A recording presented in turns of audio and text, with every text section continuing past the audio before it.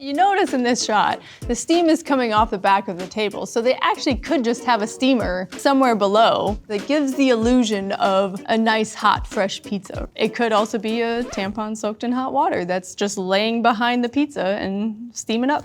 Hi, I'm Lish Steiling. I'm a chef, food stylist, and culinary producer. I've worked on all kinds of food styling gigs, from commercials to television shows and print. Today, we'll be breaking down food styling and TV commercials. This commercial's for Pizza Hut. Pizza Hut, baby. Detroit-style pizza with the cheese all the way to the crispy edges. Savory sauce poured right on top. Go ahead, get yourself some Detroit style. The Detroit style pizza. Look at that cheese pull.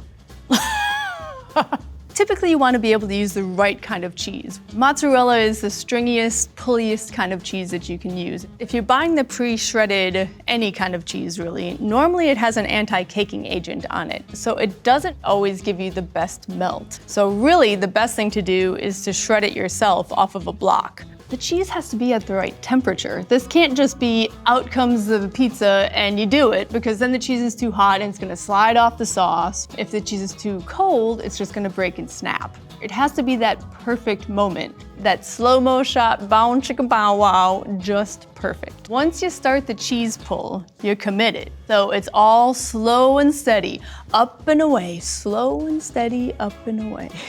So you're gonna get one pull per pizza each try. And if you don't nail it, in comes the next pizza. The assistant in back is just cranking through pizzas trying to get these right. A little secret to the magic is we actually pre-cut the crust or the slice before you actually build it. Then you put your sauce on. You might even put a little bit of paper towel in between so that the sauce doesn't seep out. Then you cover it and load it with the mozzarella cheese. Now, you have the ability to pull up that mozzarella cheese and get that pull without actually cutting through the cheese and losing the pull. So it gives you that amplified stretch that you want in a commercial. To get those crispy edges around the outside, you have to make sure that you have a decent amount of cheese on those edges. So you might actually stick pieces of cheese vertically so that you have that crispy wall that forms instead of just sprinkling it around. That was not one of these actions. That was this action. So this is where oil comes in. I like to call it lube because literally that's what you're doing. You're taking canola oil and you're brushing it on very gently with a paintbrush over the top that makes it look hot and fresh. You want something that has that glisten that says, come take a bite of me. This is my favorite paintbrush that I have. This guy I like because it can take a lot of oil and I don't have to keep going back in. It's great for just dabbing as well. That's why I like this guy. You definitely have to consider the camera angle when you're a stylist. When you're looking at something this way, you're looking at the texture, you're looking at the pepperoni, how it sticks up and curls up. If you're thinking about overhead, you're not caring so much about all of that movement. The tomato sauce is very glistening. You just have to think about the texture as a stylist to make sure that it spoons on nicely. So this is a Kuntz spoon. It was designed by Chef Gray Kuntz. May he rest in peace. He passed away recently. And it is thought to be the perfect spoon for spooning things. The depth of the bowl is deep enough, but not too deep. And it comes to a nice point here so that as you're spooning or pouring this way, it comes off in a nice steady stream. And a little tip about a spoon, hold it like you do a pencil because you have more dexterity this way versus holding it like this, then you're just kind of awkward and cumbersome. The more you know. This is a commercial for McDonald's. How can you make McDonald's hot and deliciously juicy Quarter Pounder even more delicious? One word: bacon. The new fresh beef Quarter Pounder bacon or deluxe.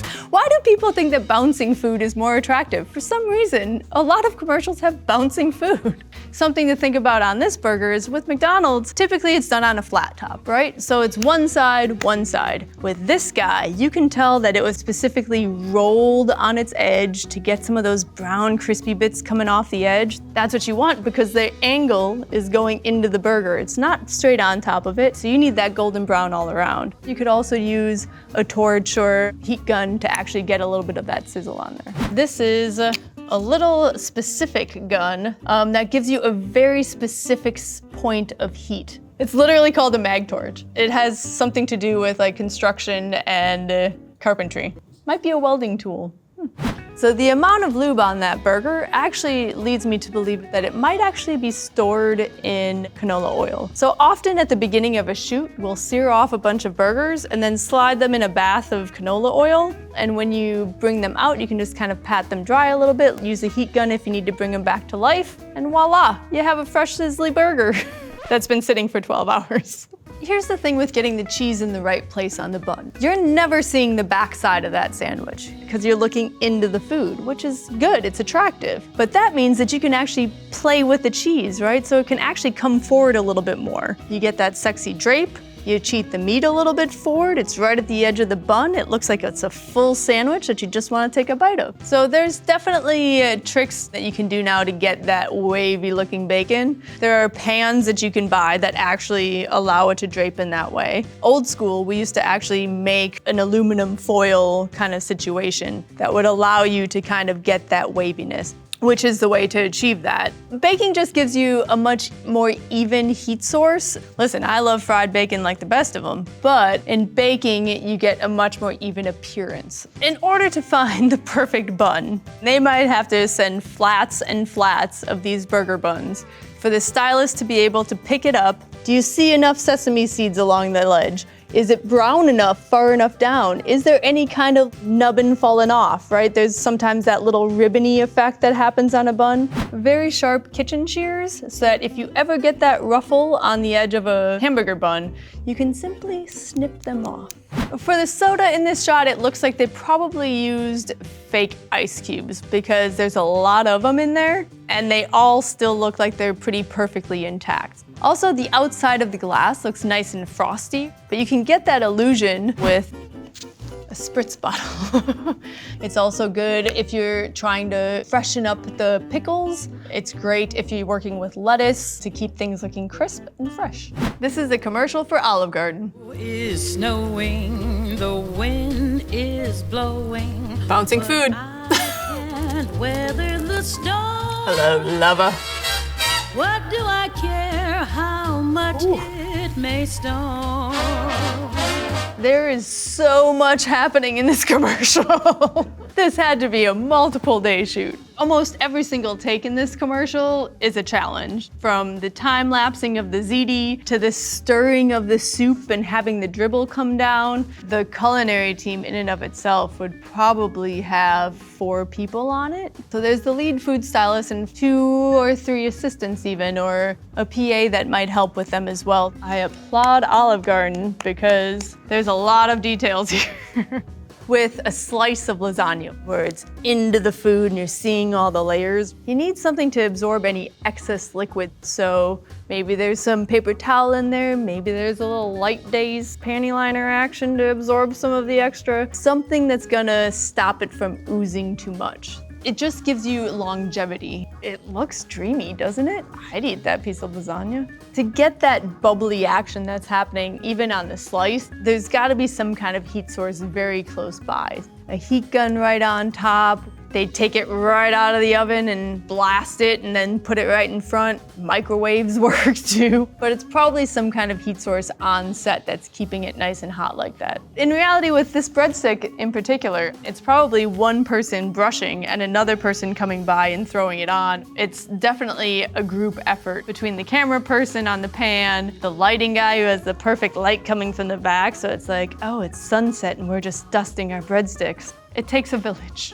The pouring of the cheese sauce is all about the consistency of the cheese sauce. Maybe you have to thin it out a little bit, maybe you have to thicken it a little bit, maybe you don't have to heat it up because it pours better when it's cold. This might be being poured out of a pitcher because then you get that consistent stream and you have plenty of sauce in there to nappe the beautifully browned chicken that's resting carelessly on top of the pasta. I mean, it's a whole symphony of white and brown food that you've never wanted to dive into more, right? This is a commercial for Burger King.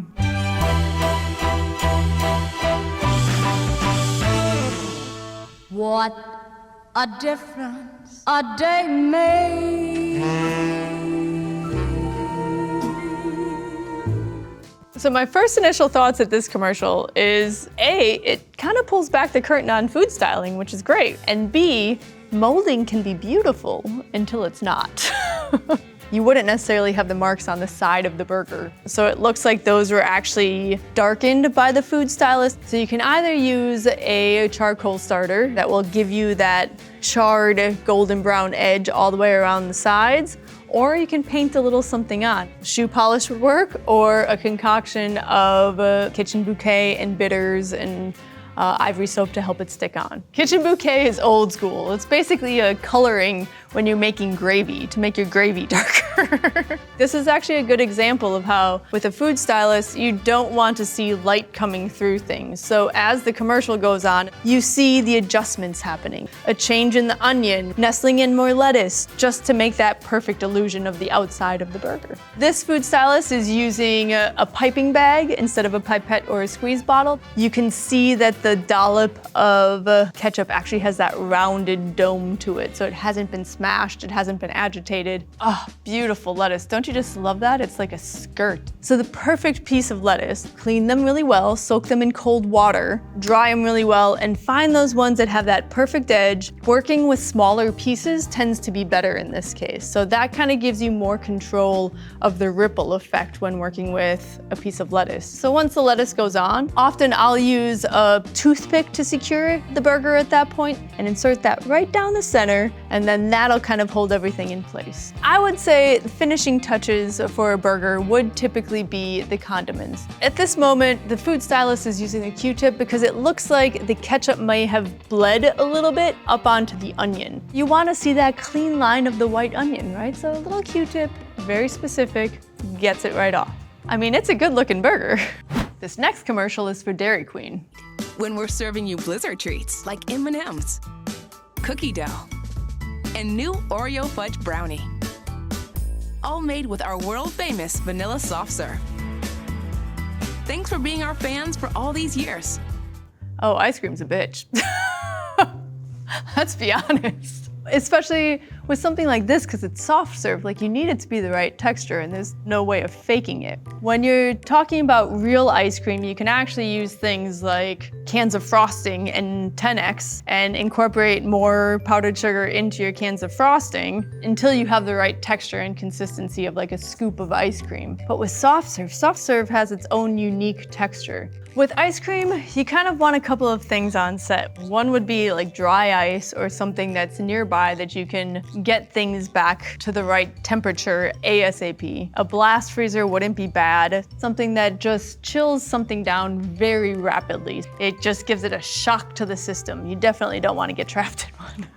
Some food stylists might want to work with liquid nitrogen or something like that. With Dairy Queen, I'm pretty sure that their soft serve is just a tapper. They might have even brought all that kind of stuff to set, that you just constantly keep making them and keep making them and keep making them. For a commercial like this, you might be working on a refrigerated set. Not quite working in a walk-in freezer, but it's definitely below like what you would think of as room temperature. The perfectly cut Reese's Pieces, they're cut so precisely so that you see the chunks. The M&Ms are mostly whole, but some of them are halved so that you can see into it. Looking real dreamy, Dairy Queen. When you see the Blizzard, the vessel is opaque, you can't see into it. So for all we know, it could be like a false bottom cup, right? The whole bottom of the cup could be empty. They just tap in some soft serve, smudge it around a little bit, and then put all the toppings on top so that you can actually tell what it is. So this could be more of a fudge of, hey, it's soft serve with stuff on top. And that way, slow motion, bow chicka bow wow, M&Ms, hey, go in, and that's what you're seeing there. The commercial did its job. I definitely wanted a Blizzard. This is a commercial for Subway. Subway has so much new, it didn't fit in that last ad. Like the new deli-style oven-roasted turkey and new hickory smoked bacon. It's the Eat Fresh, Refresh at Subway. It's so much new. Oh, and there's smashed avocado, too. This one has all the special effects. It's spinning salad, it's bouncing meat. I'm really not sure why the ingredients have to be flying into the sandwich. Because I don't know about you, but when I'm home, I don't stand back and like lob my ham at my sandwich. But I mean, I guess it's just this like carefree, fun way of building a sandwich. So the right height to drop these items is actually just out of camera. There's no drop it from up here, drop it from down here. It's like, okay, here's your frame. Am I in? Yep, you can see my hand. Can you still see my hand? Can you still see my hand? Nope, okay, drop. Subway does have a very specific way of laying cheese. That is not it. Normally it's very specifically shingled on itself in a perfect paper football kind of situation going on. And it's not as exciting to see somebody lay out cheeses. I mean, we've all seen it happen. All of the vegetables in this are misted lightly with moisture. And that has to do with giving the illusion of freshness. You're like, oh, it was freshly washed, picked out of the garden, taken to the sink, rinsed off, and now it's ready for my sandwich. What I actually love about building sandwiches, a sandwich has so much movement, and I think that that's what makes it appealing to style a sandwich like this. You're not just putting meat, meat, meat, cheese, cheese, cheese, right? It's ribbons of meat, cheese that's placed just so it drapes off the side, little pieces of shredded lettuce that have a tousled man bun look in the sandwich. There are all these little elements to it that makes you want to squish it and take a bite. This is a commercial for Frito-Lay. 'Twas the night before. Hold up.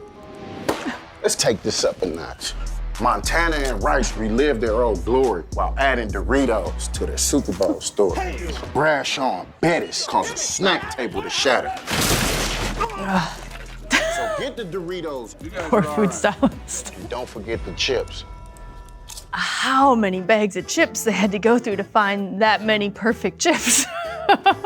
That food stylist must have had at least 4 or 5 people searching through bags of chips. I am guessing that Frito-Lay's had very specific standards for their perfect chip. For example, with Lay's, it had to be a certain size. Sometimes Lay's are very large or small, maybe 1 curl or 1 ribbon in it. Same thing with the Tostitos, probably a certain number of waves. The Doritos, are there discolorations? Are they evenly coated? I'm sure that Frito-Lay's did not hold back on letting them know what the perfect chip should be, and they're probably right. The entire crew, I can guarantee you, went home with bags and bags of broken chips. I would assume that the chip bags definitely came from the factory, but the only thing is that you don't see the stamped price on anything or the best by date on any of them, which are normally in that top right corner. I buy chips. I would assume that that was specifically sent from the manufacturer that way. You can see often that they're not really grabbing a chip, right? It's held between 2 fingers, very daintily about to be consumed, or it's being used as a football, and again, only 1 finger is touching it, so you see the entire chip in its full, beautiful potential. And that poor food stylist with the whole collapsing table scene, whoo, what a mess. You know, it's picking it up and redoing everything, replating everything, and it does take a village. So definitely the art department, even a special effects team to get that perfect bounce off the table. But yeah, that's one of those scenes where you just go, oh, the cleanup and the amount of perfect chips that it took to fill those bowls and then it'll take to fill the other ones that are gonna replace them. I hope they got that in one take. This is a commercial for Campbell's. Dak, that touchdown. How do you do it? People say talent runs in the family. Really? That's what I've heard. Who let my brothers in? Or is it because we feed you chunky soup? Campbell's Chunky, packed with hearty meat and veggies. So there's the one shot of the bowl of soup in this. The beautiful thing is that the spoon is already out of the bowl. So you can actually build the perfect spoonful before the person even grabs the spoon. The other nice part is that as soon as they pull that spoon out of frame, the bowl is still full. When it comes to this, opening a lot of cans and finding the perfect noodles, the perfect pieces of chicken, sometimes you might be able to poach some chicken so that you get better pieces, but ideally you're using their product. So in this case, you don't have to worry about anything sinking because it is such a shallow bowl. The noodles, the carrots, the celery, the chicken, it's all sitting on the bottom of the bowl and there's just enough broth to give the illusion that it's swimming in the soup. It's all right there in front of you. So it's smart styling.